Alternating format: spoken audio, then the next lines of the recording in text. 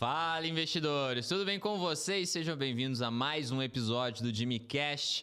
Hoje é o episódio número... Poxa, eu tenho que contar nos dedos. Acho que é o 5. É o 4. 4 ou 5? Pô, teve o Rodrigo, o analista, o André Perfeito, Fralda. o Fralda. É o quarto. É o quarto. É o quarto. Ó. E hoje a gente tá com um convidado especial, uma pessoa aqui do alto escalão. Verdade. A gente tá aqui com o Marcos Maluf, fundador da Necton e sócio do BTG. Seja muito bem-vindo, Maluf.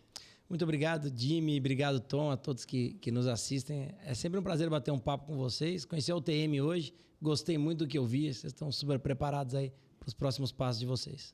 Boa. Pô, obrigado. Então, pra quem não sabe, caso não tenha assistido os episódios anteriores, o nosso... Tá chegando agora, Tá né? chegando agora. Essa segunda temporada do Jimmy Cash, a gente tá fazendo aqui dentro do escritório da UTM. Cadê a canequinha Não da UTM? é, não Pô, tem. não Sabe o que tem. aconteceu? Os assessores tomaram todas as canecas. Preciso comprar mais. Aliás, tem gente, nossos clientes querem a caneca. Ah, é verdade. Vamos pediram. liberar a verba aí, Jimmy. Ah, o cara que manda falando pra eu liberar. Aqui eu tô só com gente que manda, né, verdade. pessoal? Então a gente tá dentro do escritório da UTM e... Não sei, o que eu tinha que falar da UTM? Eu tinha que falar alguma coisa Você da tinha que UTM? falar que agora você pode abrir conta na UTM. Não, é uma lista de espera ainda. Não, A gente mas vai abrir já pra todo pode, mundo ainda. já pode entrar lá na lista, se cadastrar. Lembrei o que eu ia falar. Meu olho, porque eu tô com esses óculos escuros. Pessoal, olha, o que o Jimmy tá fazendo? Pessoal, eu tô com o olho machucado, só Você pra veio da justificar. Não é uma graça que eu tô fazendo, meu olho tá machucado. Tá? E você que quiser abrir conta no TM, quiser tentar sorte, a gente tem uma lista de espera ainda. Nosso foco são os alunos, mas a gente vai começar a fazer uma lista de espera. E conforme der, a gente vai atendendo as pessoas de fora. Verdade. Vou deixar o link aqui na descrição, clica e vem fazer parte aqui da nossa assessoria de investimentos especializada em opções. Agora vamos voltar aqui para o nosso convidado. Feito o jabá, Feito jabá, né? O patrocinador, que paga as contas aqui. a gente cria o próprio patrocinador. A gente cria o próprio patrocinador.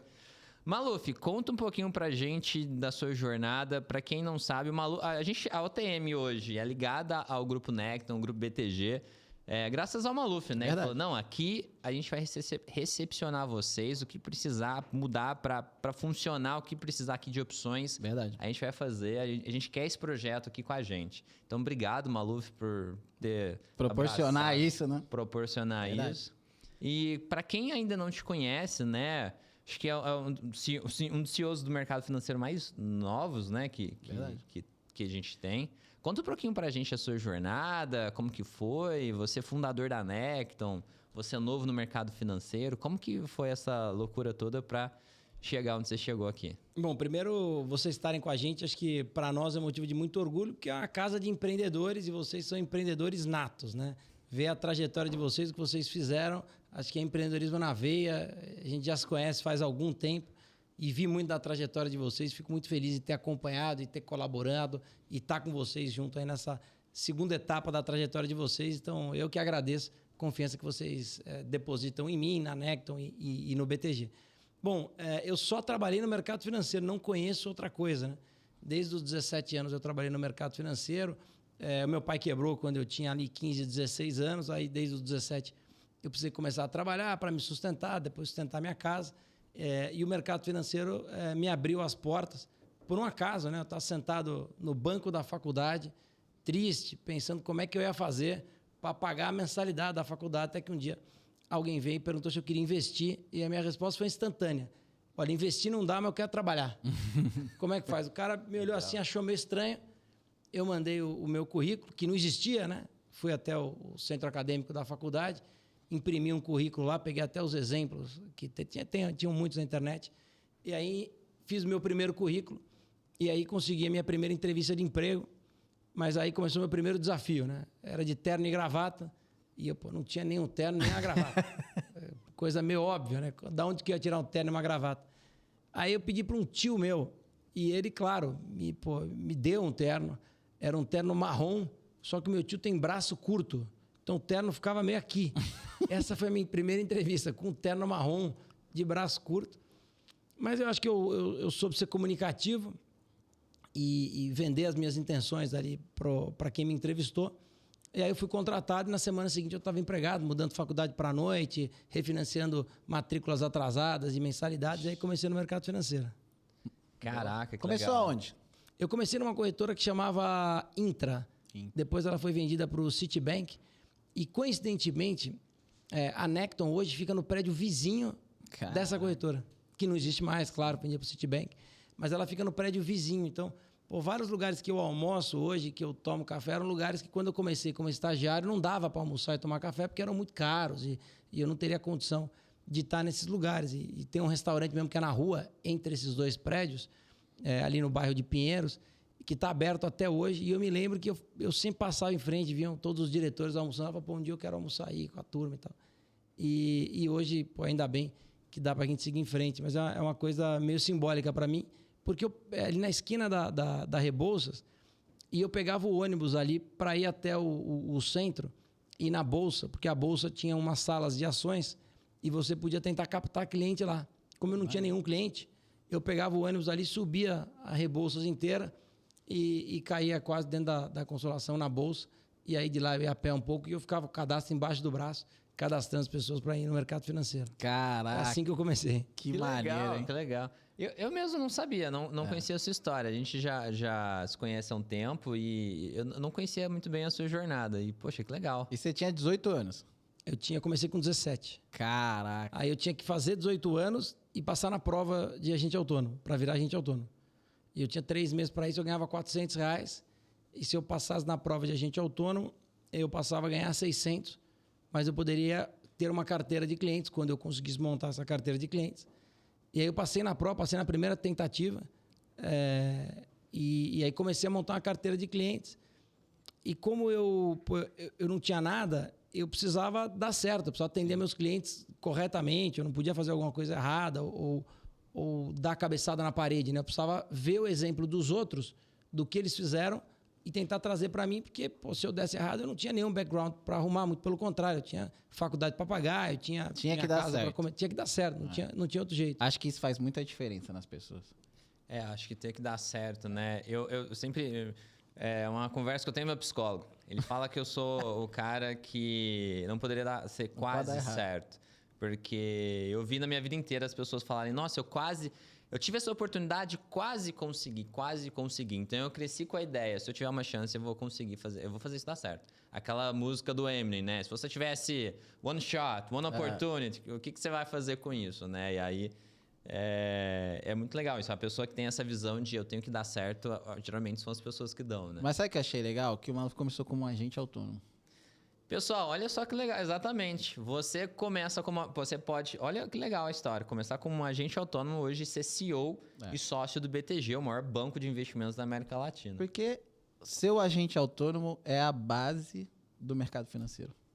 Porque se você dali, né, ali vem o cliente, ali vem a coisa acontece, você faz o primeiro contato, você traz ele para o projeto.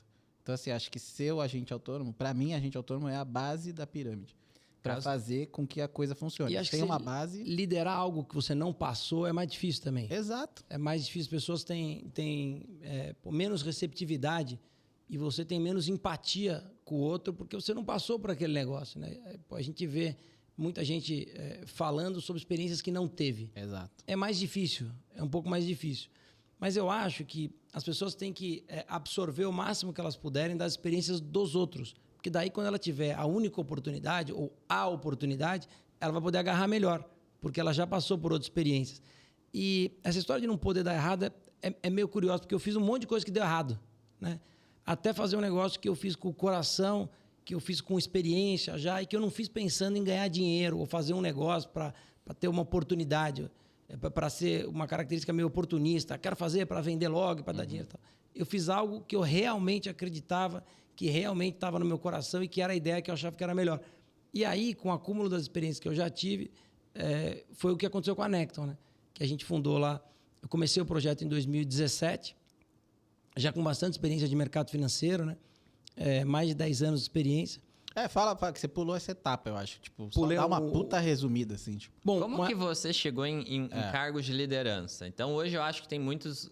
Para quem não sabe, agente autônomo é o assessor de investimentos, né? Acho que parte do mercado não gosta de usar agente autônomo, tanto que vai mudar na lei agora, né? A partir de junho, não vai ser mais agente autônomo. Agente autônomo é o nome legal da profissão.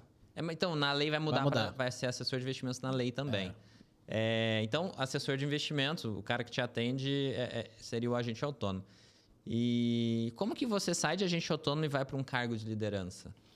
Quando eu me tornei agente autônomo, eu me dediquei muito a essa história. Eu fui por quase 3 ou 4 anos agente autônomo de investimento. E eu fui um dos agentes autônomos que mais fazia receita, depois que mais tinha cliente, depois que mais tinha elogio. Mas eu sempre percebi que naquela época você era muito monoproduto, né? Hoje, um agente autônomo tem a capacidade de ter um leque variado de produtos para os seus clientes. Então, ele consegue ter uma receita recorrente. Na época que eu fui agente autônomo, você só tinha basicamente bolsa. E bolsa, você terminava o ano com uma receita de 100 o mês, né? Você começava o mês seguinte, mas você de 0. Hoje, se você for um bom agente autônomo, souber diversificar a sua carteira, você tem fundos imobiliários, você tem ETF, você tem mercado financeiro com outras oportunidades, como ações, como renda fixa, como opções, como mercado de termo para um cliente que é um cliente mais arrojado. E aí você consegue ter uma receita mais diversificada. E algumas receitas, por exemplo, que são mensais, né? Quem faz uma carteira recomendada com compra mensal, que o seu cliente deposita lá R$500 mil mensalmente e faz automaticamente uma carteira de ações, por exemplo. Ele tem uma rentabilidade mensal. E a minha cabeça, eu fiquei muitos anos sem tirar férias e eu sempre gostei de trabalhar muito, né? O meu hobby é trabalhar, eu adoro o que eu faço, adoro falar com as pessoas, ajudar as pessoas, falar com a carreira das pessoas. Vocês viram aqui um pouco na UTM, vocês têm mais de 10 pessoas aqui, eu conversando com as pessoas, querendo saber a história delas, conversando com gente que já trabalhou comigo, que eu conheço de outras oportunidades. É isso que eu gosto, né? Acho que trabalho, para mim, é coisa que me deixa mais feliz, porque eu acho que isso transforma a vida das pessoas. Depois eu vou contar algumas histórias de gente se transformando pelo mercado financeiro. Acho bem legal. E aí, eu enxergava que esse era um negócio que não tinha futuro da forma que estava. Tanto é que o mercado se transformou, né? E aí eu pensei em montar um escritório. Eu falei, vou montar um escritório, eu vou diversificar aqui o meu negócio e vou empreender dentro do mercado financeiro. E montei um escritório. E aí depois eu fui convidado pela corretora, dado essa minha ideia, você não quer montar área de escritórios aqui? Eu falei, pode ser, mas como é que faz? Você tem que abrir mão de todos os seus clientes e do seu próprio escritório, porque só tem um, você não pode ser chefe de você mesmo. Aí, bom, tudo bem, vou fazer isso. E aí durante 3 anos eu fiz a segunda maior área de escritórios de agentes autônomos do Brasil. Então, assim, foi uma trajetória muito legal. Eu já fui para João Pessoa 12 vezes, já fui para Recife 8 vezes, já fui para Manaus 6 vezes, já fui para todas as capitais do país diversas vezes, visitei o Brasil inteiro. Para visitar escritório? Para visitar escritório, para abrir escritório, para dar curso de mercado financeiro, para falar sobre o mercado. Isso foi muito legal, porque eu conheci muita gente e vi um Brasil, e aí acho que esse foi o primeiro insumo que eu tive para ter fundado a Necton tantos anos depois, que o Brasil é muito diferente do que só a Faria Lima. Que o Brasil ele é muito mais plural e ele é muito mais completo. Você consegue enxergar o que as pessoas pensam em todas as partes do país e ver como esse país é rico, né? Porque às vezes a gente não enxerga como brasileiro que esse é o país de maior oportunidade no mundo. Você vê a Europa com todos os problemas que ela teve, não só no Covid, como agora com o inverno, que eventualmente teria sido mais rigoroso, problemas de gás, problemas de transição de matriz energética. A gente vê na Ásia as guerras que ocorreram e a relação com a China muito difícil. A gente vê na África uma dificuldade da África sair da extrema pobreza. A gente vê nos Estados Unidos os últimos governos andando meio de lado, agora um problema com inflação que a gente já teve aqui há muitos anos atrás. E na América do Sul, se a gente olhar os nossos parceiros comerciais, lamentavelmente a Argentina teve diversas dificuldades, a Venezuela teve muita dificuldade, e a gente tem uma oportunidade única. O Brasil é um país único e que eu não tenho a menor dúvida que vai dar certo e que a gente tem que enxergar isso, porque tem tanto case de sucesso, tanta coisa legal que foi construída aqui dentro, e eu acho que a gente tem uma oportunidade para isso. E eu comecei a ver isso lá atrás, quando eu visitava as cidades, e depois de um ano eu visitava de novo, e eu vi o desenvolvimento dessa cidade. E aí eu montei essa área, depois quando eu montei essa área, fui convidado a ser diretor de uma corretora, e aí fiquei bastante tempo tentando mudar um pouco o mindset da corretora, criar essa partnership que mais para frente eu criei e que achei que funcionaria e tal. Depois de um tempo, a área de varejo já estava bem estruturada, a gente vendeu para a XP e eu decidi que eu devia sair do mercado financeiro porque eu queria decidir o que fazer da minha vida, né? E aí eu pedi demissão.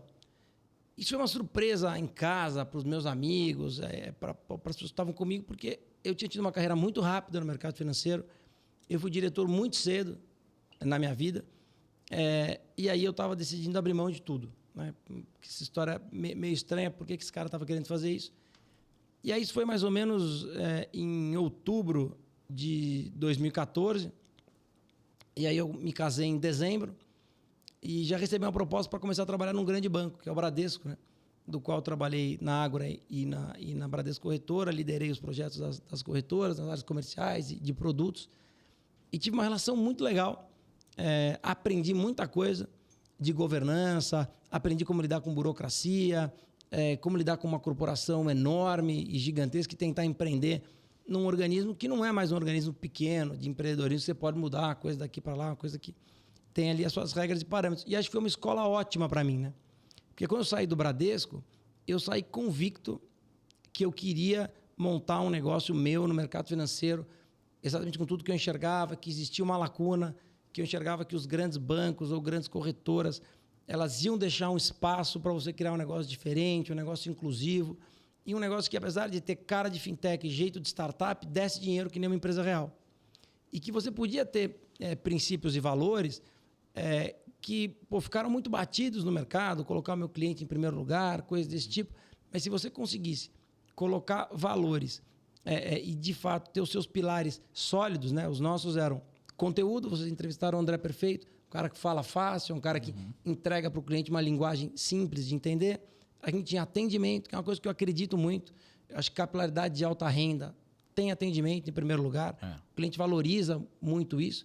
E curadoria de investimento, que é você vender para o seu cliente um produto que você, se tiver o mesmo perfil, poderia comprar. Então, você ter dentro de casa uma curadoria importante. Que são valores e pilares que não são muito disruptivos, né? Mas que conseguiram montar uma companhia como a gente montou, uma companhia com 45% de mulheres, 40% em cargos de liderança, coisas que não são muito comuns para o mercado financeiro, mas são para a sociedade. São para a sociedade que vocês atendem, né? Então, eu acho que isso, e todas as experiências da minha carreira, o relacionamento com as pessoas que eu tive, me ajudaram a ter a ideia de fundar a Necton, a ter a ideia de chamar as pessoas certas, de empoderar as pessoas corretas e de acreditar que se você fizer o certo, que se você for justo, que se você tiver um pensamento diverso, que vai dar certo e que o Brasil é um país assim de milhares de oportunidades. Às vezes a gente brasileiro não vê muito, mas a gente está mais bem posicionado. Então, você é um otimista em relação ao Brasil? Cara, eu sou muito otimista. Não tem como eu não ser otimista em relação ao Brasil. Não tem como eu não ser. A gente tem hoje uma taxa de juros que já está basicamente ali na máxima. Então, assim, daqui para frente, a gente vai conviver num ambiente melhor, né? O crédito, que deu uma estagnada, se a gente conseguir baixar a taxa de juros aí até o final do ano, ou num prazo crível possível, a gente vai conseguir ter uma jornada de crédito voltando. Diversas empresas brasileiras que são absolutamente sólidas, foram criadas aqui por brasileiros, por empreendedores, estão aqui pagando imposto, gerando empregos, distribuindo lucros de dividendos. Então, eu não tenho a menor dúvida. É o melhor país para estar hoje é o Brasil. Eu não preferia estar empreendendo nos Estados Unidos ou estar empreendendo na Alemanha ou na Inglaterra ou na China. O melhor lugar para você estar empreendendo é no Brasil. Quer dizer, você tem liberdade de imprensa, você tem liberdade de fala, você pode se posicionar, você pode manter a sua empresa aberta. Assim, de certa forma, o ambiente foi um pouco polarizado nos últimos anos, mas você pode ter a sua opção sexual, ou de time de futebol, ou de credo. Não há nenhum problema em relação a isso. Então, se você tem uma orientação diferente que outra pessoa, nós não somos um país preconceituoso, as pessoas estão dispostas ao novo. Vocês são empreendedores, abriram um negócio de vocês, as pessoas estão lá clicando, olhando, enxergando o que você faz. Então, assim, eu sou muito otimista, acho que a gente vai ter aí os próximos 10, 15 anos de um Brasil que, de fato, está crescendo. A gente amadureceu politicamente, acho que os debates políticos das últimas 2 eleições foram importantes. É normal que se exagere um pouco, mas também é importante que se volte para o centro da consciência, não se brigue com a família, não se brigue com o amigo, tem ali as suas opiniões divergentes, mas no fundo é todo mundo brasileiro. Todo mundo quer que dê certo. Boa. Eu sou super otimista também. Eu também, o pessoal fala que eu sou otimista. Eu acho que... Então juntou 3 aí. Eu acho que os números... eu avalio o número e eu coloco meu dinheiro nisso. É o que eu acredito. Eu não me vejo otimista, mas... eu posso ser interpretado como otimista, mas eu acho que não. Acho que é o provável. Eu olhando os números, acho que o provável é melhora. Eu também acho que as coisas devem ficar bem. E hoje, acho que todos os 3 aqui, se quisesse, poderia estar morando em qualquer lugar do mundo tranquilamente. Verdade. E a gente está escolhendo morar aqui. trabalhar aqui, empreender aqui. Então, Verdade. acho que a gente segue uma No meu caso, eu não tenho essa opção. Eu sou muito brasileiro. Eu tenho que ficar aqui. Eu tenho que ajudar aqui. Dinheiro não faz a menor diferença. Até porque quando você cria um negócio e vende um negócio, o mais legal é a tua trajetória. Não é quando você vende por um dinheiro e tal. O mais legal é o que você construiu, o que você deixou de legado para as pessoas. Porque no final, nós vamos todo mundo para o mesmo lugar. E o que vale são as suas histórias, são as suas experiências e o que você deixou para alguém. Então, assim, do meu lado, talvez financeiramente sim, mas eu não tenho muita essa opção. É só aqui mesmo. Mas é engraçado, eu sempre tive a curiosidade, né? A gente trabalhou junto, né? Você é um cara jovem, né? Tipo, acho que do mercado financeiro, talvez o CEO mais jovem. Eu não conheço um cara mais novo que você num cargo de CEO hoje, né? No Brasil. E essa venda para o BTG, Necton, né? Tipo, o que foi mais desafiador, assim, nessa transição, assim, de a venda, você, Necton, BTG, o que na sua cabeça, assim, né? Uma vez que você criou, né, raízes tão fortes, valores tão fortes na Necton e a gente teve até boas conversas lá dentro, né, com o Giovanni, de nichos e atacar nichos e trazer. O que foi mais desafiador, assim, nessa transição toda da venda? Bom, acho que são várias perguntas. Acho que o mais desafiador da venda, para mim, é o que eu nunca me esqueço, é o dia que eu conheci o André Esteves. Isso, para mim, não sai da minha cabeça, porque ele é um cara que empreendeu dentro de um banco que já existia, se tornou um acionista de referência desse banco, principal acionista. E no dia que eu tive uma reunião com ele, eu vi a história dele muito de longe, né? E ali era a oportunidade que eu tinha de contar a minha história para ele. Né? Fala quem é André Esteves, porque eu acho que talvez algumas pessoas não conheçam. O André Esteves é chairman do BTG Pactual, é o principal acionista do banco, trabalha no banco há muitos anos, foi se tornando acionista através da partnership do banco, que é a partnership mais bem estruturada e com maior sucesso e perenidade da América Latina. E eles se inspiraram em vários outros cases no mundo para montar essa partnership, onde os sócios do banco são controladores e controladores do banco, e são eles que levam o banco para frente. E essa partnership é um organismo vivo. Então, o André, que não herdou o banco, que começou no Rio de Janeiro, o André é tijucano. Trader, né? Trader, mas ele começou em áreas de tecnologia do banco, depois ele foi crescendo para meio de renda fixa, foi comprando ações, que é uma história que inspira muita gente. Verdade. Que quer empreender dentro de uma companhia, porque normalmente a gente escuta história de empreendedores que montaram uma empresa. Mas fazer o que ele fez e transformar a empresa que ele entrou na empresa que é hoje, para mim é uma trajetória muito relevante no mercado financeiro, se não a mais relevante. E o dia que eu conheci o Esteves, para mim foi bastante emblemático, né? Porque eu me lembro que eu estava no carro e sozinho, né?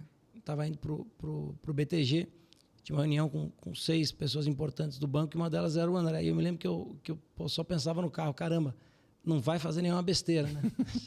Chegou até aqui, cara, não vai fazer nada de errado. E aí, foi muito legal a conversa porque eu decidi ser com ele como eu fui quando eu criei a Necton.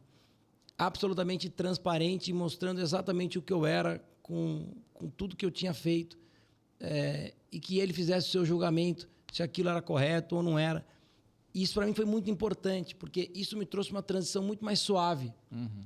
Porque o BTG, naquela hora, não comprou a Necton. Ele comprou a Necton e as ideias, que é muito diferente do que você comprar só uma companhia. Porque quando ele comprou nós e as ideias ficam.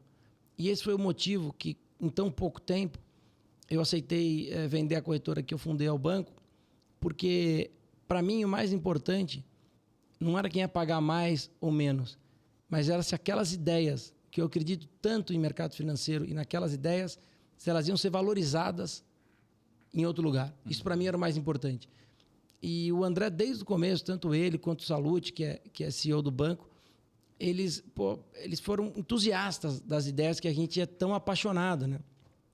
Desde a história de ter essa marca própria, com as cores próprias, uma das cores é rosa da companhia, rosa, azul e branco. Essa história de ter 45% de mulheres e 40% de mulheres em cargos de liderança, de ser uma companhia completamente aberta, absolutamente diversa, que não olha o seu currículo pela faculdade que você fez, e sim por qual é a sua visão de mundo, por que você quer fazer para contribuir ao mundo.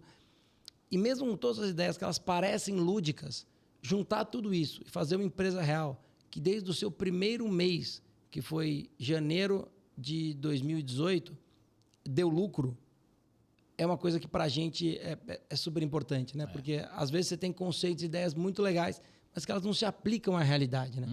Então eu acho que os desafios da transição, eles foram superados uma vez que a ideia dos sócios sêniores do banco era que a Necton tivesse todo o poder de fala que ela já tinha e que ela levasse para frente a sua cultura e que o banco também absorvesse um pouquinho da cultura da Necton e nós absorvêssemos um monte da cultura do banco, que é uma cultura super vencedora há tantos anos.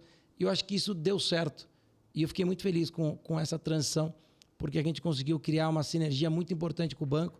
Sou muito feliz de ser sócio do banco hoje. Mas mais do que tudo isso, em poder continuar contribuindo para o mercado financeiro com tudo que eu acredito de mercado, de visão de mundo, de visão de Brasil. Isso eu acho importante. Boa. E é legal ver, né? Porque o BTG comprou uma série de empresas, nem todas elas mantiveram a sua estrutura, marca, né? Como a Necton manteve. A Necton existe, ela tem a estrutura dela ainda hoje maior até, né? A marca decidiram manter, na verdade, incluíram outras dentro da Necton. Isso corrobora o que você falou, né? Deram valor no projeto Necton, né? Não quiseram só os clientes ou alguma coisa assim, não. Realmente acreditaram na empresa, né? Acho bacana isso. Acho que esse é um ponto legal, eles acreditarem no modelo. E a gente acredita muito no modelo do banco, assim, é um modelo vencedor, é um modelo que pensa nas pessoas. E tem muita coisa do banco que me orgulha, né? Você vê que o mercado deu uma oscilada nos últimos meses e você não viu movimentos de corte no banco, movimentos desse tipo, porque o banco é um banco muito criterioso na hora de contratar e de manter os seus colaboradores. Isso me chamou muita atenção, né? Quando eu fui conversar, aquele dia que eu contei para vocês, que foi a primeira vez que eu conheci o Esteves, estavam na sala outros 5 sócios do banco. E aí, antes dele chegar, a gente estava batendo papo, você está aqui há quanto tempo? Eu estou aqui há 23 anos, e você? Eu estou há 20, e você não é meu único emprego. Isso me chamou muita atenção. Que as pessoas que estão construindo, os sócios que estão construindo os pilares daquele banco, estão lá há muito tempo. Isso me chama muita atenção, eu acho muito relevante. É, bem relevante mesmo. Eu concordo. Acho que, assim, qualquer projeto de longo prazo demanda a consistência de longo prazo, inclusive nos relacionamentos, né? O fato da empresa não desistir dos seus parceiros, eu acho muito legal, né? Inclusive, se tornarem sócios e tal. Não, tem que ter uma cultura muito forte para você manter um funcionário ou sócio por 25 anos. É uma coisa diferente, é uma coisa que você vê pouquíssimos hoje em dia. Ainda mais essa turma nova, né, que vem agora, né? A galera impaciente, a galera que veio com tudo que você faz, você aperta um botão e ele já muda, ou a comida chega, né? Então, imagina uma pessoa dessa agora, você vai ter que trilhar um caminho de 20 anos aqui dentro. Cara, putz, não sei se eu quero ficar aqui 20 anos, né? Tipo, então, acho que ter essa galera dentro da empresa é o maior desafio hoje das principais companhias do Brasil hoje. Mas eu gosto do inquieto, sabia? Eu acho que essa geração, não, muita gente fala, não, porque a geração não está acostumada, mas todo mundo mudou. As empresas mudaram, as gerações mudaram e está todo mundo se adaptando para ser melhor daqui para frente. Então, mas por isso que eu acho que esse é o principal desafio. Claro. Imagina você manter um jovem que entra com 18 anos e o cara fica lá até os seus 40 anos de idade, 45, vira um CEO. Cara, não sei se vai ser difícil de você ver, né, isso acontecer. E eu acho que quem se propõe a isso vai ter mais chances ainda, eu acho, hoje em dia. Porque menos jovens vão querer trilhar esse caminho. Eu acho que tem uma diferença entre você ser resiliente, e para mim ser resiliente é você enxergar que você está num lugar que tem os valores e a cultura corporativa correta. Por isso que é o maior desafio. Aí você é resiliente. Exatamente, por isso que é o maior desafio da empresa. E a diferença de ser teimoso, né? Você está num lugar que, não, eu vou dar muito em ponto de faca aqui porque eu vou continuar. E acho que o jovem, quanto mais ele puder ouvir pessoas de outras gerações e não desconsiderar o que elas estão falando, simplesmente pelo fato de elas serem de outra geração e conseguir pegar o que elas estão falando e aplicar na geração deles, eu acho que eles vão encurtar muito caminho. Eu fiz muito isso. Eu me lembro que na primeira corretora que eu trabalhei, na sexta-feira, eu sempre gostava de passar a tarde nas áreas de custódia e liquidação, né? Que é o back-office de uma corretora, assim, para aprender, entender o que acontecia. E eu sempre fazia um agrado lá com o chefe do back-office. Eu comprava um engradado de cerveja para ele na sexta-feira, eu sabia que ele gostava, eu deixava lá para ele e pedia para ele, chamava Zé Lailson. Eu falava, Zé, me ensina aí como é que faz essas coisas, pô, eu quero entender como é que funciona. Isso mais para frente me ajudou muito, porque eu já fui diretor de risco, eu já fui diretor de back-office. E se eu não tivesse feito isso lá atrás, sentado lá com o Zé Lailson, pô, eu não teria habilidade ou seria um motivo de inspiração para quem eu estava liderando de um outro segmento. Mas exatamente, acho que esse é o ponto, entendeu? É que nem você querer ser dono do restaurante, só que você nunca lavou um prato, entendeu? Ou você nunca serviu uma pessoa, sabe? Pô, faltou 3 garçons, quem vai servir? O dono do restaurante vai te servir, entendeu? Mas o cara nunca serviu, ele só é o dono. Então, acho que esse processo é que as pessoas, os jovens principalmente, precisam entender, sacou? Então, eu tenho um irmão de 19 anos e eu vejo essa... inquietude, assim, o cara não sabe que ele... Sabe? Não que ele não saiba o que ele quer, mas ele quer pular etapas, entende? E eu acho que esse pular etapas que é um dos maiores problemas que a gente tem hoje, sabe? As pessoas querem ficar rico logo, as pessoas querem ganhar na bolsa do dia pra noite. Mas toda vez que eu quis, não deu certo. Então. Toda vez que eu quis, isso não deu certo. Todo mundo tem a história, assim. E quando eu quis fazer um negócio que era exatamente o que eu achava...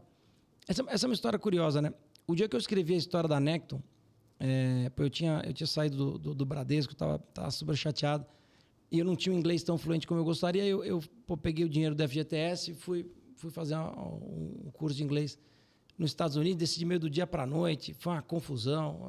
Fui para lá, era um curso que eu podia fazer de 4 horas, o curso não era exatamente o que eu achava. E um dia eu estava no hotel, estava uma noite de muita chuva, e eu falei, puta caramba, cara, eu já tinha 30 anos, eu falei, pô, eu tenho 30 anos, não fiz uma pós-graduação, o que eu vou fazer, né? Não sei o que eu vou fazer daqui para frente. E aí eu falei, mas caramba, cara, eu tive tanta ideia, umas deram para fazer, a maioria não deu e tal. Não, eu quero montar uma corretora nova. Eu acho que o mercado vai voltar, acho que o número de pessoa física vai aumentar e eu quero fazer uma corretora nova. Então eu vou escrever hoje tudo que eu acho.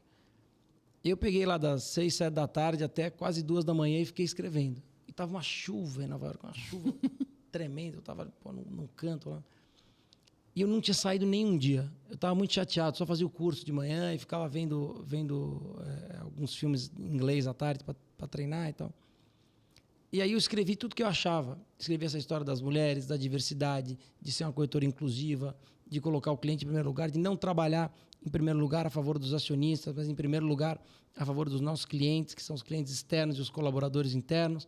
Depois para a comunidade que está ao meu redor. Então, o bairro de Pinheiros, a cidade de São Paulo, o Brasil, e aí em terceiro para os meus acionistas. Porque se eu trabalhar para os meus clientes e para a comunidade, eu vou estar gerando valor para o meu acionista. E se eu estiver trabalhando só para o meu acionista, talvez eu não construa um negócio de longo prazo, se eu não estiver olhando a comunidade e não estiver olhando os meus clientes. E eu escrevi tudo esse dia. E eu me lembro como se fosse hoje. Outro dia eu achei uma foto desse dia. Porque depois que eu terminei de escrever, e eu guardei num caderno que eu tenho até hoje, esse foi o business plan da corretora, eu saí para andar no meio da chuva, peguei um guarda-chuva, saí para andar e fiquei olhando aquelas luzes de Nova York e tal. Falei, pô, caramba, quanta gente tem aqui, quanta gente tem em São Paulo. Quero voltar logo para montar um negócio. Quando eu voltei, eu conversei com a Concórdia, conversei com a Spinelli, e aí depois conversei com as duas juntas, e eu tinha uma proposta muito legal para ir tocar um fundo de startup. Queriam que eu fosse liderar esse fundo e conversaram muito comigo, era uma proposta muito bacana, eu estava quase aceitando. Mas era um negócio que eu nunca tinha feito na minha vida. E aí, nessa mesma semana, a turma da Concórdia Spinelli me chamou junto e que eles queriam, de fato, topar o meu projeto. E se eu topava fazer com as duas corretoras e me tornar sócio, comprar um pedaço das corretoras, e todos eles iam para o conselho, e depois eu executar exatamente o meu plano que eu tinha de negócio, que era uma corretora de executivos, uma corretora que a gente ia ter uma partnership maior, ia trazer mais gente de mercado e tal. E era um projeto muito mais difícil, porque era um turnaround grande, né? As corretoras perdiam 2,5 milhões por mês juntas. E tinham um patrimônio líquido de uns 40. Então, assim, era aumento de capital daqui a 10 meses. Não tinha muitos E eu colocando o meu patrimônio ali, né? Não tinha muito. Mas era o que eu amava fazer, era o que eu gostava, era o que eu acreditava piamente que podia dar certo. Era o que eu acreditava. E como eu vendia isso para as pessoas que vieram trabalhar comigo, elas saíam de lugares que elas ganhavam mais e que elas tinham outras expectativas, porque elas acreditavam naquele negócio. Então, eu acho que às vezes na vida a gente tem um pouco dessas inspirações, mas acho que 99% é transpiração. Depois dessa não teve nenhuma, só transpiração. Verdade. Vamos falar de mercado? Nossa audiência adora falar de mercado, tá curiosa de saber como é que o Marcos Maluf investe. Isso é uma coisa que... Maluf, antes, com certeza um monte de gente, sempre quando eu te assisto em algum lugar, alguém comenta em relação ao Maluf. Você tem algum parentesco aí? Não, eu acho legal, porque às vezes a pessoa tira o crédito do cara que é foda. É verdade. Por causa de alguém que queimou o nome. Então eu acho legal ele explicar se... É verdade. Não, ele que te deu a corretora, fala a verdade. Não, eu não tenho nenhum parentesco, eu nem o conheço pessoalmente. Foi bom você perguntar, mas de fato os nomes se escrevem da mesma forma, mas eu não tenho nenhum parentesco, não o conheço. E espero fazer de tudo para melhorar, então, o nome. Foi boa a pergunta, sabe por quê? Porque ele foi no Pânico e algumas vezes até o pessoal falava lá nos comentários assim: ele é parente do Maluf, ele não vale nada. Eu já li, eu tô falando porque eu já li comentário e assim, tira o crédito. Imagina, pô, igual, meu sobrenome é mega comum, Carvalho. Imagina o pessoal falar, isso aqui é por causa do cara que o cara fez, ele aprendeu opções com, sei lá, o professor Carvalho do Pokémon. Não, muito bom. Não, mas legal, por favor, continue. É verdade, eu tenho certeza que a nossa audiência quer saber como será que ele investe. CEO de corretora. Você pode investir? Você tem Como liberdade? É que funciona? Tem regras? Posso investir, mas o banco tem regras bem definidas para investimentos, especialmente investimentos em ações. Então você tem que sempre pedir o ok do compliance antes, tem lá os prazos que você pode vender, mas eu invisto a longo prazo, né? Eu acho que é a melhor forma que eu invisto. Para preservar o patrimônio, você tem dois tipos de investimento, né? Você tem investimento especulativo e investimento para preservar o patrimônio. Eu tenho 2 filhos pequenos, sou casado e eu procuro investir para preservar o meu patrimônio, para que os meus filhos possam ter as oportunidades que eu não tive e aí sim possam conseguir fazer a carreira deles com um pouco mais de tranquilidade, um pouco mais de calma. Eu não tenho como ideia deixar uma herança para que os meus filhos fiquem confortáveis e não façam nada, muito pelo contrário, mas eu gostaria de poder dar um bom estudo para eles, até a faculdade, até eventualmente uma pós-graduação, se assim eles desejarem, para que eles possam seguir a carreira deles. Então, essa é a minha principal preocupação. Eu gosto de um fundo de impacto também, que eu invisto um pouco, que trata de causas sociais e socialmente responsáveis. Então, assim, isso é um pouco da forma que eu invisto hoje, né? Eu tenho uma carteira de ações, quebrando um pedaço do meu patrimônio, mas são ações de longo prazo, que eu imagino que são ações que estão absolutamente desagiadas. A bolsa está muito barata, né, nesse patamar que ela está hoje. Tem muita coisa dentro desse preço, ruído político, polarização, talvez uma não clareza de para onde o Brasil está indo, apesar de que as últimas semanas foram bem mais claras, com o arcabouço fiscal, com algumas discussões sobre qual é a nova regra fiscal que o Brasil vai seguir. Mas eu costumo investir para preservar patrimônio. E acho que esse momento tem muita coisa, né? Desde você fazer operações a longo prazo, como financiamento, se esse for o seu perfil, que é aquela compra de papel e venda de opções a longo prazo, para você proteger sua carteira, até você ter renda fixa aí, que estão pagando 14%, 14,5%, enfim. Boa. Poxa, legal. E tá tudo concentrado no Brasil? Tem uma parte fora? A maior parte está no Brasil? Isso é uma coisa interessante, né? Eu acho que o investidor deveria ter uma parte fora, né? Mas casa de ferreiro, espelho de pau. Eu não tenho uma posição relevante fora do Brasil, né? Todo o meu dinheiro está concentrado aqui no Brasil. Meu também. Legal. É bom perguntar isso, né? Para pegar. Se agora, então eu coloco 70% lá fora, fala que gosta do Brasil, coloco dinheiro lá fora. Mas eu não coloco nada lá fora. Mas achei ele muito genérico. Mas achei legal isso, que realmente ele tá conforme ele falou, né? Eu quero aprofundar essa informação. Hoje eu também sou muito concentrado em Brasil, 99,9% Brasil. Não, o Jimmy tá 99,9%. Não, minto. 95%. 120% Brasil e. Não, mas 95% opções. É verdade. Totalmente alavancado, 100% do dinheiro dele em opções. Minto, 95%, sei lá, 5% você botou no fundo imobiliário. Mas é uma barbaridade o que eu acredito no Brasil. Assim. Eu tenho todo o meu dinheiro aqui e acho que vai dar muito certo. Meu trabalho é aqui, meus filhos estão aqui. Assim. A gente trabalha para isso, né? Para que aqui dê certo. Eu não tenho a menor dúvida que vai dar certo. Eu sou bastante otimista em relação a isso. Você acha que a bolsa está barata? Acho. Boa. Acho que a bolsa está barata. E aí, como que você tá... Qual é a sua estratégia? Conta pra gente. Então, Curioso aqui. A minha estratégia é um pouco mais de preservação de patrimônio, Tom. Então, eu não Muito faço... CDI? Eu não faço muito trade. Primeiro porque eu tenho regras de compliance por ser CEO da Necton e sócio do banco, que eu tenho que seguir, né, para investimentos. Então, e também não é o meu core business, né? Uhum. Eu toco uma companhia, tem 350 colaboradores e interações com diversas áreas do banco. Então, eu acho que a pessoa que quer se tornar um especialista em mercado de opções e de ações, quer fazer mais trade, ele precisa dedicar mais tempo e ter mais tempo para essa dedicação. Uhum. Claro, ele pode fazer operações de mais longo prazo, ele precisa de muito menos tempo para isso e tal. Mas não são operações que eu posso fazer hoje. Então, eu estou concentrado um pouco mais em renda fixa. Vocês entrevistaram aí um espetacular gestor. Gênio.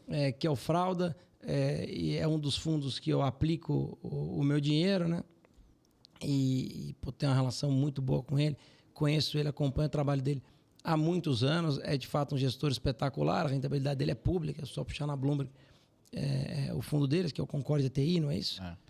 E lá vai estar a rentabilidade. É um dos fundos que eu aplico. Mas também sem ideia de tirar no curto prazo. Uhum. Com ideia de deixar um pouco lá. Já investi em fundo imobiliário. Acho que a fase ficou um pouco mais difícil, com os juros a 14, né? Acho que atrapalhou bastante o ciclo de fundos imobiliários, o ciclo de varejo e tal, que devem começar a melhorar só quando a taxa de juros de fato começar a cair. Então, são portfólios que eu não invisto hoje. Boa. Não sei se você pode palpitar, mas você concorda com o relatório Focus? Você acha que o mercado está puxado, tá exagerado? Não faz sentido?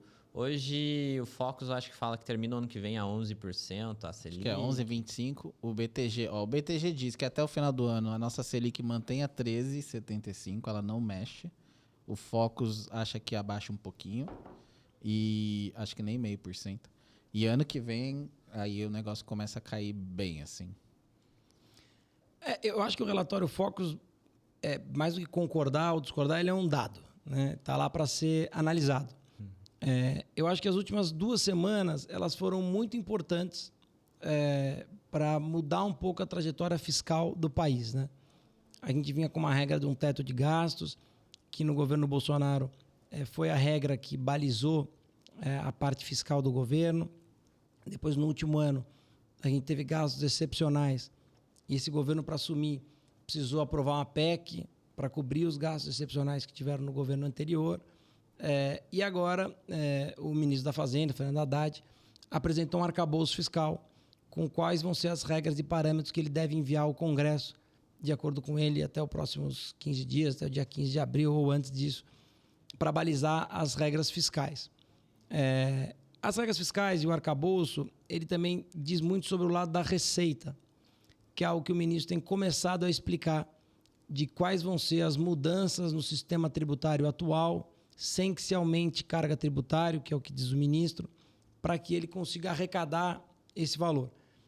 Quando isso tudo estiver na mesa, o mercado e o Banco Central vão conseguir fazer conta de quão crível esse arcabouço vai se tornar ao longo do tempo. E eu acho que esse vai ser o driver para o Banco Central conseguir dar uma projeção de baixar juros, né? Qualquer coisa diferente do que isso são provisões do momento de hoje, quando a gente sabe que vários outros fatores vão acontecer nos próximos meses para que mercado financeiro e também o Banco Central, que é a política monetária, consigam enxergar e tomar uma decisão. Isso pode fazer com que o Banco Central acelere muito o corte nas taxas de juros, mantenha o seu ciclo com prudência e com um pouco mais de calma, ou eventualmente possa dar a sua opinião de que aquela história não vai funcionar. Então, eu acho que o relatório Focus dá uma foto do momento, né? E acho que o Banco Central está cada vez mais disposto a fazer política monetária, que é diferente de puramente política e é diferente de ser um observador da curva de taxa de juros. Então, eu fiquei feliz ontem quando eu soube, e saiu nas manchetes e nos jornais, que o ministro e o presidente do Banco Central estiveram juntos numa conversa. Eu acho que esse é o melhor caminho. Esse é o melhor caminho. Essa união, né? Porque política fiscal e política monetária, elas são braços de um mesmo organismo. Então, o que uma faz reflete na outra. E eu acho que isso é super importante, porque hoje eu vi a entrevista de uma das diretoras do Banco Central, da Fernanda, que foi a única diretora que votou por um aumento residual na taxa de juros, quando a taxa de juros chegou a 13,75. Ela foi a única diretora que votou para que deveria estar em 14. E ela deu uma declaração hoje muito interessante, de que ela, pessoalmente, gostaria muito dos juros baixos, mas que ela vai manter a preocupação dela com a inflação. Então, isso mostra que nós estamos todo mundo caminhando para o mesmo lugar. Todo mundo quer os juros mais baixos. Todo mundo acha que 3,75 é a taxa de juros alta. Se a gente tiver uma política fiscal adequada, e o ministro está tentando fazer isso, o Banco Central vai perceber que ele vai poder baixar os juros e que a inflação vai poder ali oscilar perto da meta nos próximos anos, dado que ela está um pouco fora da meta, que não é só culpa do Banco Central, nem só culpa de política monetária, que teve diversos fatores pelo mundo. Tem a guerra, que às vezes a gente esquece, mas está aí. Tá rolando. Tem uma guerra que a gente se acostumou com a guerra, mas ela não acabou.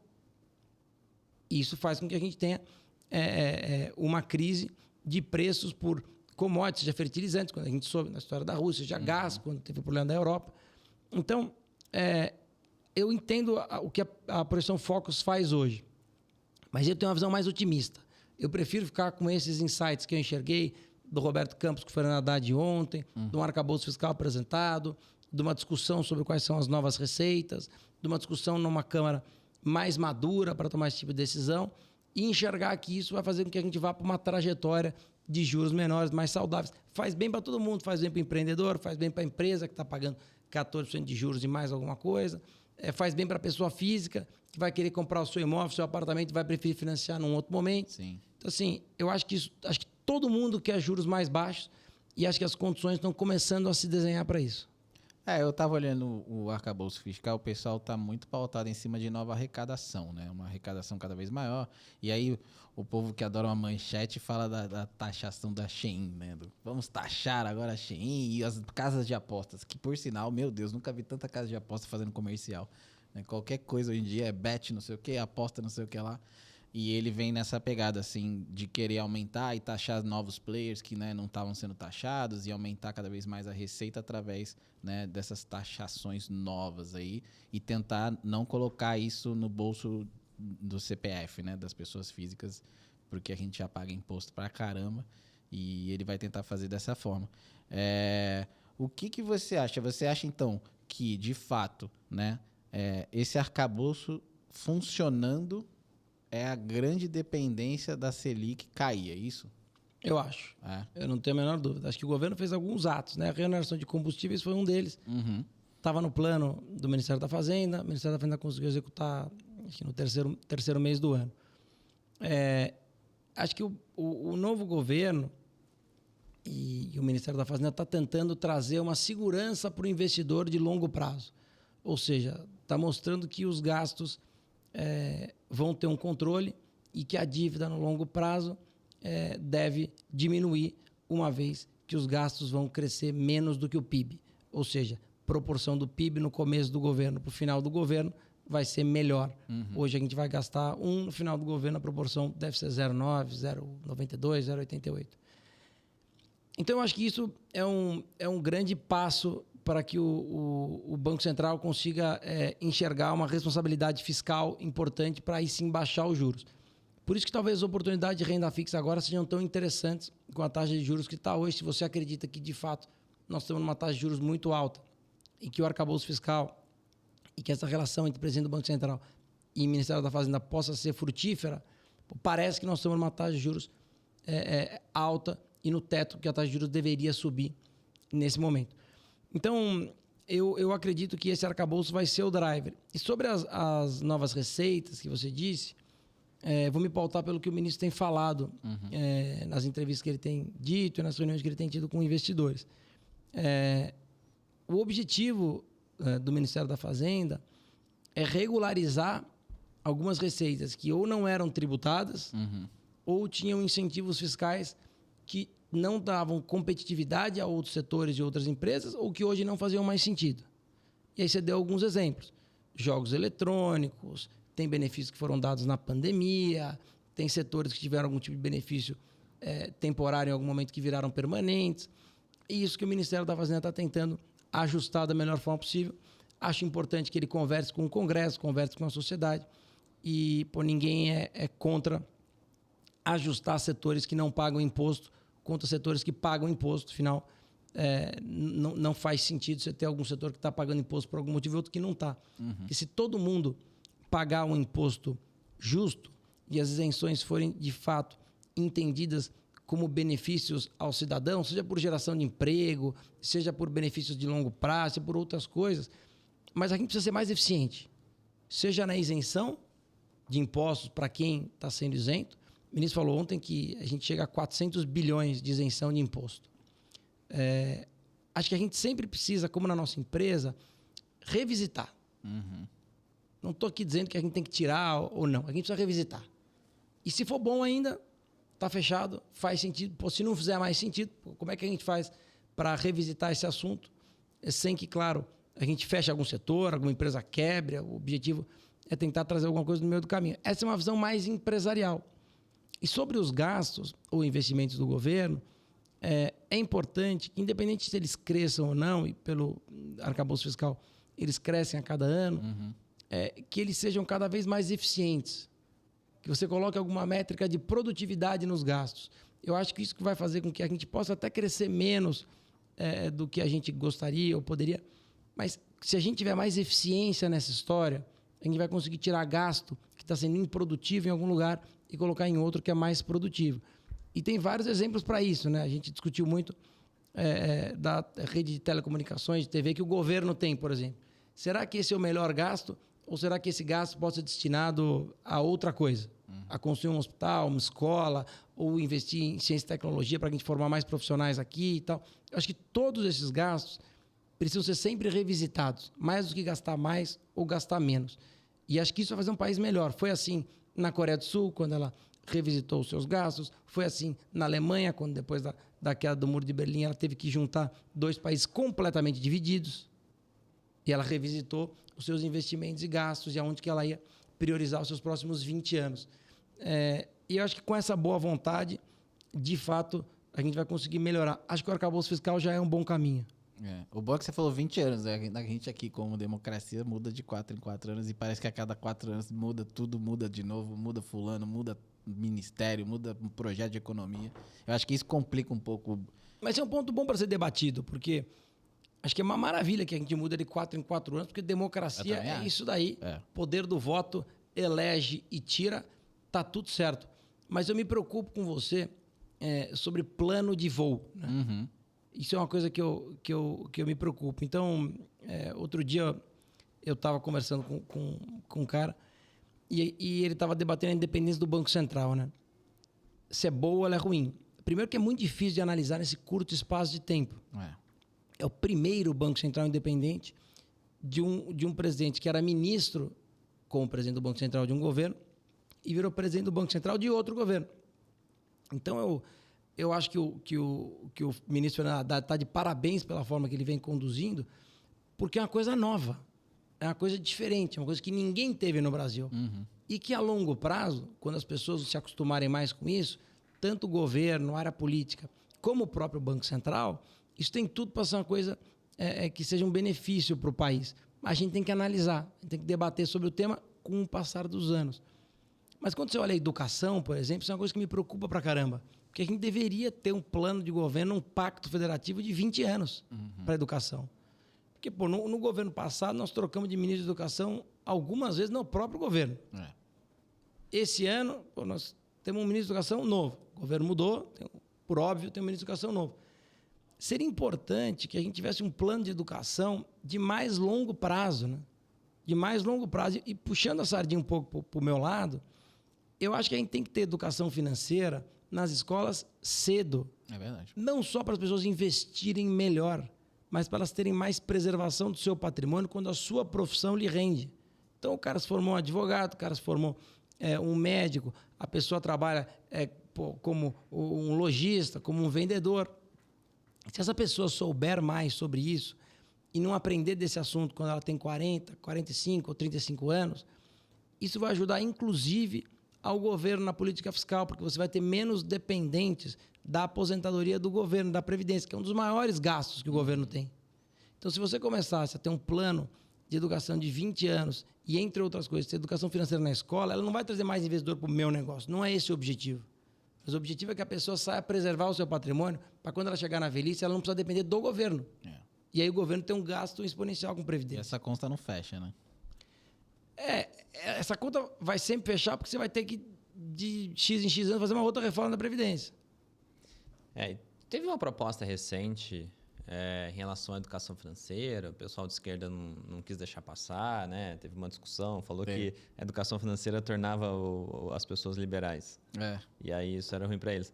Mas, assim... É mal explicado, assim, eu não acho que as pessoas de esquerda tenham essa cabeça. Eu acho que se você explicar, você vai perceber... Veja o tamanho da proporção das despesas obrigatórias do governo, que é com Previdência.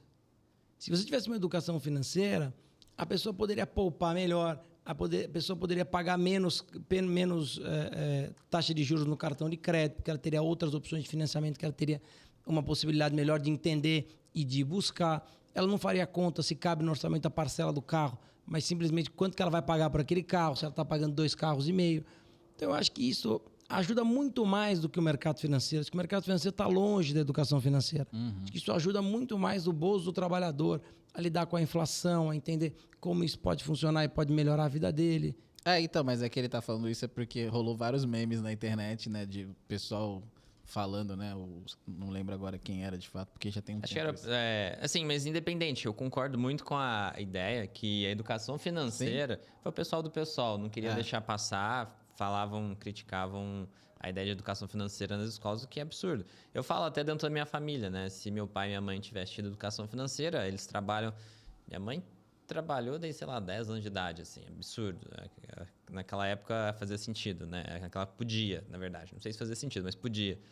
E se eles tivessem poupado o mínimo que fosse a vida toda, eles aposentariam com uma qualidade de vida muito boa. Muito melhor, é isso. Uma segurança financeira, teriam, o melhor plano de saúde, teria um lugar legal, não dependeria de INSS, essas coisas, né? E realmente muda completamente a vida da pessoa. O fato dela aprender o básico de educação financeira, ela não precisa nem aprender opções. Não é disso que a gente está falando, né? Tá falando dela aprender a poupar um pouquinho, né? O Jimmy puxando pro lado dele. Não, mas pode falar que é muito engraçado, né? Porque eu olho os meus pais, hoje eles têm 60 anos, eu tô com 38, meus pais têm 60 e poucos, quase chegando aos 70 anos.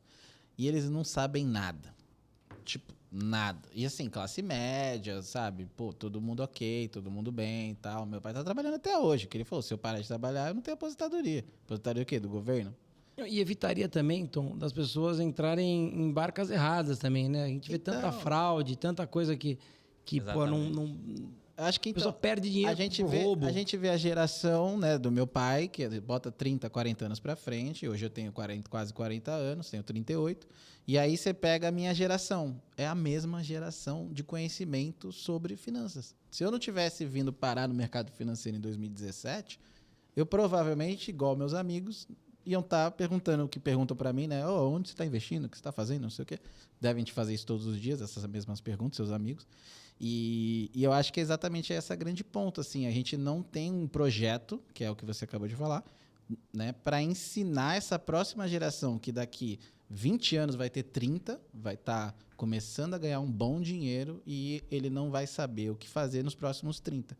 Que essa é a minha visão hoje. Minha visão hoje é chegar à idade dos meus pais, que são 60 e poucos anos, e falar, cara, não me preocupo com dinheiro há 10 anos, há, sei lá, assim, 6 anos, entendeu? E quando você está se aposentando, você está se aposentando hoje com 60 e poucos anos, né? Então, assim, porra, meus pais não, né? Meus pais estão preocupadíssimos, porque eles não têm nenhum capital para isso. Então, acho que é isso mesmo que o Jimmy também está falando. Então, teve que começar a trabalhar cedo e, caraca, trabalhar cedo pra caramba para chegar no final da vida e não ter aposentadoria. Então, assim, vai depender do filho, de alguém, do parente, de tipo, né? E o que você falou de não cair em furada é muito legal. Se a pessoa tem um mínimo de educação financeira, quando alguém oferecer algo que rende 5% ao mês, ela vai saber que é uma furada, que é uma pirâmide, que ela vai ser roubada, né? Você viu que a CVM fez um site? A CVM fez um site fake com várias campanhas e tal, e era uma pirâmide, né? E as pessoas clicavam, acho que eu não lembro exatamente os números agora, mas todo mundo caía. Então, Era uma página que simulava um golpe. Um golpe. Era um golpe caricato para ver, ó, se isso aqui, que obviamente é um golpe, vamos ver quantos por cento das pessoas que passam pela página que caem. E foi a grande maioria, né? E é exatamente isso, falta de educação. Salvaria. A educação financeira, as pessoas não entrariam nessa. Total, velho. Até muito louco. O crédito, como você falou, o custo do crédito cai. Se ele tem patrimônio, o banco ele tem uma segurança maior de que ele vai pagar, pode oferecer juros mais baratos, alternativa de financiamento. Eu acho que isso transforma completamente a estrutura de poupança do Brasil. O país todo enriquece. Mas eu acho que a solução não vai vir de Estado, né? Vai vir... Hoje, por que a minha geração ela tem... Não tem estudos que avaliam isso, né? Mas se fossem fazer, dá para ver que a minha geração tem muito mais acesso à educação financeira do que as outras. Mas isso vem da onde? Do YouTube. Vem do pessoal, vem da iniciativa privada. Vem desse grande mercado de educação que existe hoje. E está mudando a vida de muitas pessoas. É verdade. Mas é que eu acho que o governo, ele tem como mecanismos, ferramentas, o MEC, né? Mais do que só as escolas públicas, né? Mas ele... Um poder muito grande. Né? Se ele colocar na grade curricular das escolas, sejam elas da iniciativa privada ou sejam elas públicas, ele vai ajudar muito as novas levas de cidadãos e cidadãs que a gente está criando daqui para frente. Então, assim, eu acho que isso é importante. E eu sempre acho, sabe, Jimmy, que nada é só do governo, nada é só da iniciativa privada. Eu acredito muito nas parcerias público-privadas, porque eu acho que isso você torna um investimento muito mais eficiente. Quando o investimento é junto com a iniciativa privada, ele tem por característica ser mais eficiente, porque a iniciativa privada vive de lucro. Né? Uhum. E eu acho que ele traz benefícios importantes para o governo. Né? Então, eu acho que quanto mais parcerias públicos-privadas, famosas PPIs, forem feitas, em todos os setores, de iluminação pública a desenvolvimento do submarino nuclear que a gente queria ter, a educação financeira. Eu acho que isso é uma bela saída para a gente. Poxa, eu também. Legal. Eu também concordo, né? O último governo tentou fazer algumas coisas nessa linha que maximizou muito o investimento que veio para o Brasil, né? Contrataram aí 1 trilhão. O nosso atual governador de São Paulo é um cara que acredita muito nisso, né? Então, linha, né? Ele vem trazendo cada vez mais soluções, né? Privado, público, unido e fazendo bons negócios, né? Eu acho que essa é a grande questão. Fazer bons negócios que, quando é bom negócio, é bom para todo mundo. Eu acho também. Então, acho que a gente está meio que num caminho interessante. Eu estou bem, assim, São Paulo mesmo, os próximos 4 anos, eu estou bem confiante, assim, num crescimento do Estado. O Tarcísio tem uma visão desse tipo. O Haddad tem uma visão desse tipo. E são políticos de ideologias um pouco diferentes. Mas o Haddad que escreveu a lei das PPIs. O Tarcísio fez um ministério como ministro da infraestrutura muito positivo. Ele tinha um orçamento muito baixo e ele conseguiu fazer tudo que ele fez com parcerias público-privadas. E voltando na questão da educação, o investidor, né, é muito interessante. Quando eu entrei no mercado financeiro, eu comecei a ver que é uma imensidão de coisas, né? Agora que a gente tem a OTM, então eu comecei a olhar e falei assim, caraca, tem produtos no mercado financeiro que você nem sabia que existia, né? Então eu fico imaginando com o próprio cliente, né? Tipo, você tem LCI, LCA, CRA, CRI, bolsa, fundo multimercado, fundo de não sei o quê, fundo de não sei o que lá, e você fica, né? É uma imensidão, né, de produtos e soluções financeiras que o cliente não faz ideia, né? O que na sua visão, assim, que você viu que... de produto, assim, né, no sentido de produto financeiro, que você viu mais diferentão nessa sua jornada, assim, hoje? A gente já teve aqui gente falando de fundo de cannabis, a gente já teve aqui gente falando de fundo o do Tato. O de urânio. Urânio, que, né, é uma solução energética do futuro, né? Eu estava até lendo outro dia que os chineses estão comprando tudo que é lítio, né? Por causa de bateria, né? Então, na sua visão, assim, né, você está sempre conversando com muita gente do mercado, pessoas que, né, que estão aí há 20, 40 anos no mercado financeiro e o cara acerta a produtividade de soja, fica milionário porque o cara fez uma opção. O que você está vendo de diferentão, assim? Cara, eu vejo bastante coisa, mas eu não gosto muito do diferentão. Eu sou meio preocupado com o diferentão. Conservador. Não, é porque fundo de urânio é super diferentão.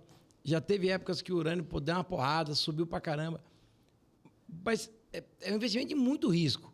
Assim, para o investidor que quer poupar recursos, ele tem que colocar um pedacinho. E eu acho... Quer ver diferentão? Quantas criptomoedas foram criadas, né? Aliás, hoje o BTG anunciou... Vi hoje, hein? O BTG anunciou o BTG Doll. Hã? É verdade. Então, fiquei olhando e falei assim, caraca, o BTG mega conservador, um banco, né? Que, na verdade, está até mudando um pouco o perfil, né? Ele criou a primeira corretora de cripto, a Mint. Então. De um banco. Achei audacioso eles criarem um... É a cabeça do banco. O banco foi criado como um banco de investimento, né? O banco tem essa cabeça, né? Hoje ele tem produtos que atendam toda uma rede de varejo com excelência. Mas ele foi criado como um banco de investimento. Então, a cabeça dele sempre vai estar focada e vai estar na vanguarda de novos produtos de investimento. Então, eu acho isso muito legal, porque é uma dor de vários investidores que, às vezes, operavam em corretoras de criptomoedas que eles não tinham... Aconteceu muita coisa no mundo nos últimos meses e ele não tinha segurança de onde ele está investindo. Agora pode ter com o banco. Então, acho que é uma boa. E de diferentão... Você que mexe com já vi agro... Fundo de vinho, acho super diferente. Cresceu bastante, né? São fundos que eles compram vinho e armazenam os vinhos para valorizar, né? Legal, é um trade na... É um trade de vinho. Você compra uma vinho safra... futuro. Você pega um vinho muito bom, compra uma safra 2020, o cara te entrega em 2024 e você vai vender em 2032 e vai esperar que ele valorize, né? Legal. Nos últimos anos, a inflação de vinho também foi bem alta, né? Em função de tudo que aconteceu na pandemia. E a pandemia tem um fenômeno interessante, né? As pessoas passam a gastar mais depois da pandemia, né? Porque dado que elas ficaram muito vulneráveis a tudo que pode acontecer, a capacidade de poupança diminuiu um pouco, porque as pessoas compraram um carro, compraram uma casa de praia, casa de campo e tal. Vão ver um pouco mais. Acho que fundo de vinho foi um fundo bem diferente. Fundo de cannabis é um fundo super diferente. Super diferente. E uma coisa que me encanta ver, eu não tenho coragem de investir, mas aqueles fundos de startup por nicho, né? Isso é uma coisa muito doida, né? Que é o cara que vai investir num fundo de startup que atua em determinado nicho, né? Isso é legal porque são fundos que vão dar retorno de 7 a 10 anos e que você espera 400% de retorno ou nada. Tem chamada de capitais periódicos. Então, são fundos meio diferentes, né? Você tem muita coisa nova. E eu acho que cada vez mais a educação financeira é importante porque o cara não sabe o básico. É verdade. E aí, fazendo uma provocação, por que você tem aula de química na escola, né?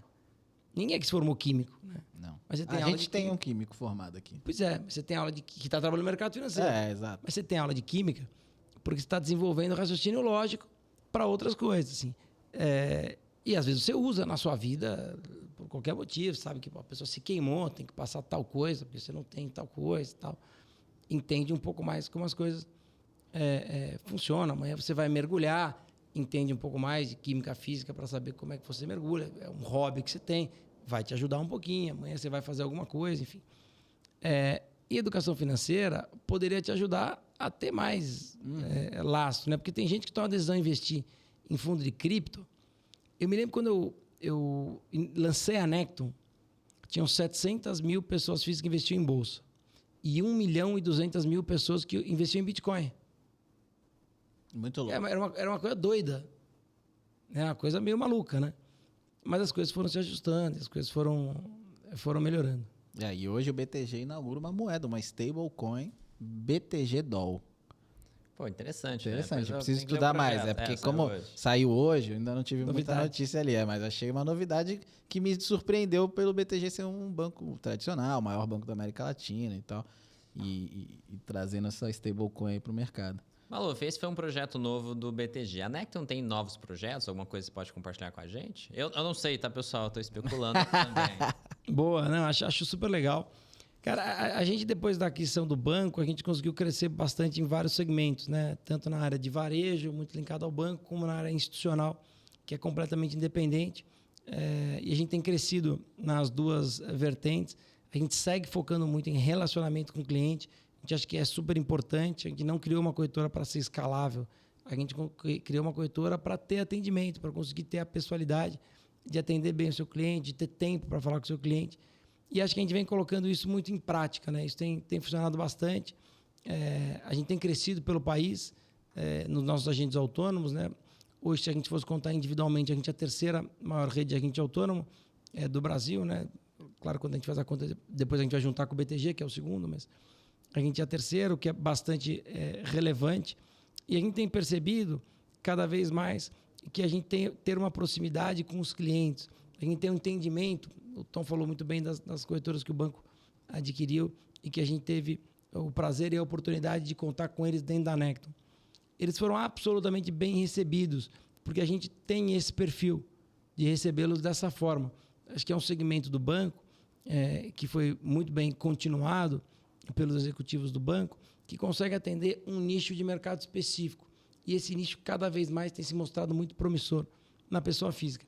E na parte institucional, que é uma estrutura independente do banco, a gente tem conseguido, tanto com as nossas interações políticas e econômicas aos nossos clientes, trazer para eles mais insumos para as tomadas de decisões. E a gente cada vez mais tem percebido que isso para eles é um diferencial. Esses insumos são muito importantes para que eles consigam analisar um arcabouço mais rápido, um dado de inflação com mais celeridade. Isso é muito importante. Então, acho que são 2 projetos separados, mas que conseguiram ter aí a sua continuidade e o seu sucesso. Que, para mim, o sucesso nada mais é do que o seu cliente gostar de você. Porque mais do que conquistar um cliente novo, você tem que manter feliz o seu cliente. Acho que esse é o primeiro passo. Se esse seu cliente está feliz, isso é um case de sucesso e aí você tem espaço para captar um cliente novo. A gente fala isso aqui na UTM. Nossa métrica única é a felicidade do cliente. Então, a gente fala isso para os assessores, fala para todo mundo. A métrica única é a felicidade do cliente. Então, acho que é o principal. Mas o Jimmy fala isso até porque a Necton hoje é a maior corretora agro, né? Então, é um nicho, tipo, né, que talvez não foi muito visto e agora vocês entraram com tudo, né, nesse mercado. E, de novo, falando de coisa diferentona, né? Mexe com... A gente sempre gostou muito desse mercado. A gente tem os melhores parceiros que a gente podia ter com a gente e que estão com a gente desde o começo da caminhada e ganharam reforços ao longo do caminho. A gente acha um mercado super importante, porque ele pode ser usado principalmente para rede de grandes produtores de milho, soja, boi, que são os mercados que têm maior volume, ou café, e pode ser usado também para quem quiser especular ou comprar ativos futuros, imaginando numa alta do preço, ou vender imaginando numa baixa e tal. É um mercado que tem muito para se desenvolver no país. Assim, é um mercado que ainda no país é pequeno e eu não tenho a menor dúvida que nós vamos estar aqui daqui a 3, 4 anos, vamos estar falando que esse mercado foi um mercado dos que mais cresceu nos segmentos da Bolsa. Ah, com certeza, né? O Brasil é a farm, né, do mundo, é a fazenda da China. Então, acho que a gente está no... Tem muito que ir para o mercado financeiro, né? Começou agora com o Fiagro e tal. Tem muito do mercado financeiro para se crescer nessa área de agro, né? Maluf, a gente está chegando no final aqui do nosso bate-papo. Que mensagem você poderia dar para quem está começando no mercado financeiro, está seguindo carreira, tem interesse? E como você é um exemplo de sucesso, o que você diria para essa pessoa que está começando? Não sei se... Eu tenho uma pergunta que é o que você diria para você quando era novo, mas acho que cada um tem uma história muito particular. Se você fosse pegar uma pessoa, se a gente fosse tentar generalizar, o que dá para falar para uma pessoa que está começando agora para que ela trilhe um caminho de sucesso? Calma. Acho que essa é a principal coisa. E eu acho que um caminho de sucesso, quando a gente é muito novo, a gente acha que sucesso é grana. Depois a gente percebe que o sucesso é você ser feliz. E a minha maior felicidade é fazer alguma coisa pelo outro. E cada um vai achar a sua felicidade ao longo do caminho da sua trajetória. Então, para quem está começando agora, eu acho que acreditar que esse país vai dar certo e que quem faz esse país dar certo somos nós e não os outros, assumir as próprias responsabilidades, saber que o que a gente faz é de fato o que vai fazer diferença, é isso que eles têm que ter no coração, né? Acho que é muito mais fácil a gente ficar sentado, reclamando, encostado, ou debatendo coisas que não vão fazer sentido. E com a maturidade, com o tempo, você vai percebendo o que de fato vale a pena. E eu aprendi algumas histórias quando eu era novo, e hoje eu tenho 37 anos, Jimmy. Minha primeira diretoria de uma instituição financeira foi quando eu tinha 21. Eu era muito novo e aprendi muita coisa ao longo do caminho. Mas uma coisa eu percebi cedo, que o maior ativo que qualquer pessoa tem é o tempo. Então, se o teu dia está ruim, se o teu dia está bom, se a tua fase está ruim, se a tua fase está boa, aproveita, se divirta, seja uma pessoa otimista. Porque os teus 20 anos nunca mais vão voltar, os teus 25, os meus 37. Então, se você puder deixar um legado, fazer algo que você se orgulhe, e que foi o que eu sempre tentei fazer. Eu comecei, eu não tinha nada, eu precisava sobreviver. Dali em diante, o que veio era lucro. Eu só queria fazer um negócio que eu olhasse para trás, que eu pudesse ficar sentado com meu filho. Quando tiver mais idade, meu filho olhasse e falasse, pô, papai, foi legal. Você fez um negócio que eu acho que foi bacana.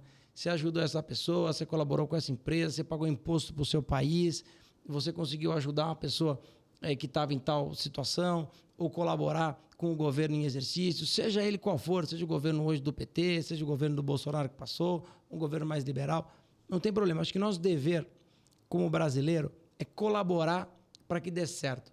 É dar opinião quando solicitado, é ajudar quando puder, e muito mais do que criticar, alertar os pontos que você acha que não são pontos que estão levando o Brasil pela situação que você queria. Porque criticar, jogar pedra, já tem um monte de gente que faz. E eu acho que o problema do mundo é o diálogo. Acho que se a gente conversar com seriedade dos assuntos, a gente vai conseguir, de fato, melhorar. E fazer um Brasil diferente se a gente quer, de fato, morar aqui. Então, eu comecei dizendo que eu diria para uma pessoa que está começando, para mim mesmo, calma. Mas talvez eu completaria, né? Calma que eu estou com pressa. Porque eu acho que a inquietude, eu acho que a ansiedade de querer fazer uma coisa nova, elas são combustíveis, quando bem dosados, para você ter uma vida com mais realizações e feitos que você se orgulhe. E não necessariamente que te deem dinheiro ou que te deem outro tipo de realização. Porque, para mim, o sucesso é você se orgulhar do que você fez, você ser feliz, você poder andar na rua e falar com as pessoas e cumprimentar as pessoas, sejam elas quem elas forem. Porque o mercado financeiro, às vezes, isola. E acho que é a nossa função mostrar que o mercado financeiro aproxima. Eu queria contar uma história rápida para vocês, que aconteceu comigo agora. Acho que tem história para 3 podcasts se a gente fosse contar, mas eu, há umas 2 semanas, encontrei um cara no corredor que me chamou e falou, Maluf, eu sou teu fã. Pô, que prazer trabalhar com você. Eu falei, companheiro, vem cá, vamos tomar um café. Vem me contar aí tua história, como é que é. Sentamos numa sala, vamos tomar um café. Nossa querida Beth nos serviu. Beth começou lá como uma moça que era responsável ali pela limpeza do escritório. Hoje ela se tornou responsável por todas as moças que são responsáveis pela limpeza do escritório. Formou 2 filhas na faculdade e o terceiro está se formando na faculdade agora. Um exemplo para todos nós. O Tomás conheceu, está comigo desde o dia que eu comecei na Necton. Vão fazer 6 anos esse ano. Betinha nos trouxe o café e eu comecei a conversar com ele. É um rapaz negro que mora na Zona Leste, 2 estações depois do estado do Corinthians. Então, é razoavelmente longe de vir para Faria Lima. E ele, na pandemia, ele estava numa faculdade, a casa dele é de uma auxiliar de limpeza, que é a mãe dele, o pai dele é eletricista, o irmão se formou técnico em elétrica, e ele fazia faculdade, estava começando a querer trabalhar.